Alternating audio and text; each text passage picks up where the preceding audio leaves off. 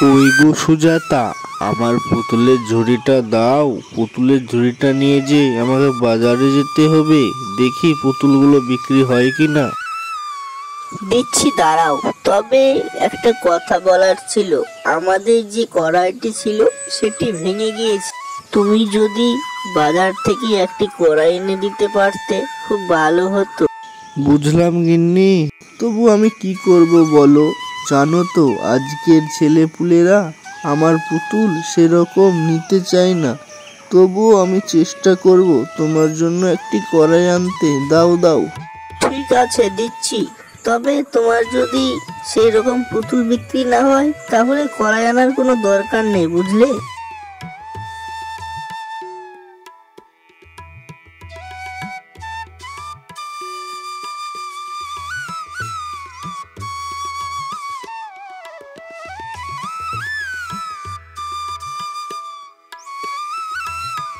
আরে দিদি, হাড়ির ভিতরে ভাত করছেন নাকি?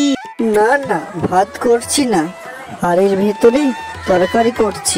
আমাদের কড়াইটা ভেঙে গিয়েছে তো তাই। ও আচ্ছা, দাদা তো পুতুল বিক্রি করে, সেখান থেকে একটি খেলনা কড়াই নিয়ে তো রান্না করতে পারতে। কারোর দুঃসময়ে এইভাবে মস্করা করতে নেই। আর সবার সময় একরকম থাকে না, পরিবর্তন হতেই থাকে। আরে তোমাদের অবস্থা একরকমই থাকবে, এটা আবার বলার কি আছে? ওই খেলনার কড়াই রান্না করলে আরো ভালো হতো।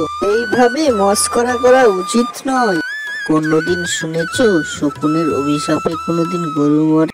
হাড়িতে তো তরকারি রান্না করছো আর বড় বড় কথা। যাও তোমার বাড়িতে আর আসবো না, চলে গেলাম।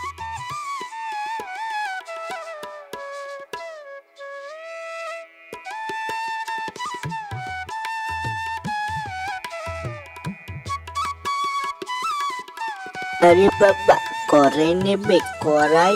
খুব ভালো কড়াই, একটি কড়াই আছে, খুব অল্প দামে দিয়ে দেবো বাবা, নিয়ে নাও নিয়ে নাও। এতে তো ইচ্ছা করছে, আমারও কড়াই খুব দরকার, কিন্তু বুড়িমা কি করব, আমার কাছে আপনার কড়াই কেনার মতো অর্থ যে নেই।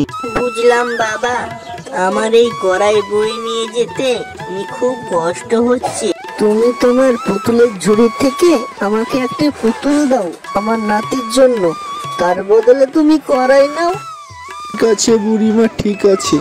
আপনাকে অসংখ্য ধন্যবাদ কড়াই দেওয়ার জন্য।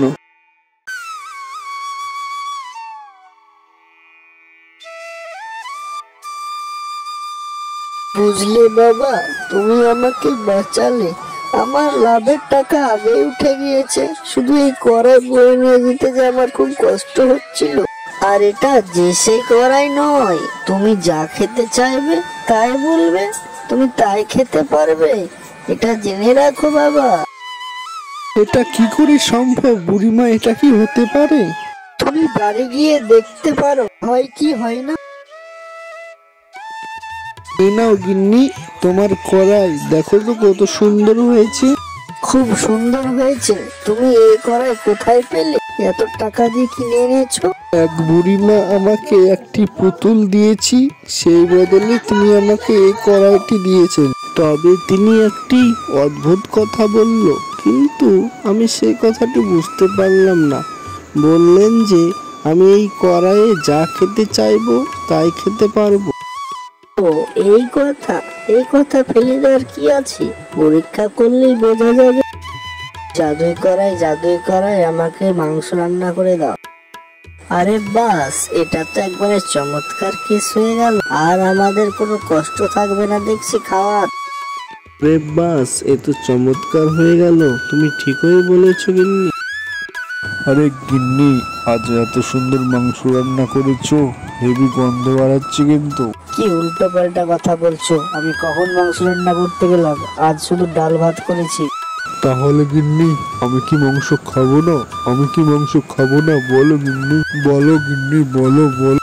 কি আজে বাজে বকছো? কি অভিনয় জড়েছো রাত্রিবেলাতে? আমি কোনো মাংস রান্না করিনি, ডাল দিয়ে ভাত খেয়ে নাও, বুঝলে? মাংসের গন্ধটা ওই পুতুল বিক্রেতার বাড়ি থেকে আসছে আমার মনে হয়। ওই ছোট লোকের বাচ্চা পুতুল বিক্রেতার বাড়ি থেকে মাংসের গন্ধ আসছে? হাসালে গিন্নি, হাসালে। তুমি একটু বসো, আমি দেখে আসছি ওরা কি করছে। বুঝলে, আজকের খাবারটা জমে যাবে। চলো হাত মুখ ধুয়ে আসি আমরা। ঠিক আছে গিন্নি, চলো, কে পেট ভরে মাংস ভাত খাওয়া যাবে। চলো চলো তাড়াতাড়ি হাত পা মুখ ধুয়ে খেতে বসে যাই, আবার কাল সকালে পুতুল বিক্রি করতে যেতে হবে। আরে বাস, তাহলে এই ব্যাপার, এই কড়াই দিয়ে মাংস রান্না করে ফেলছে। নিশ্চয়ই এটা জাদুরি কড়াই হবে। আমি এই জাদুর কড়াই ওর হাতে আছে থাকতে দেব না।